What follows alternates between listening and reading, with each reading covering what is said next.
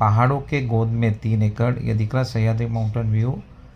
18 लाख रुपया एकड़, यस खाली 18 लाख रुपया एकड़। पूरा का पूरा फॉगी क्लाइमेट रहता है। गांव बाजू में लाइट के पोल आए हुए, अच्छा खासा रोड का फ्रंट है। वैली व्यू देख सकते हो आप सह्याद्री का। छोटा सा टुकड़ा 3 एकड़ का। ये 20 साल के महुआ के झाड़ भी है 3-4 इधर। और न्यूज़ है कि इधर अहमदनगर हाईवे आने वाला है, न्यूज़ है, पक्का नहीं बोल रहा हूँ मैं।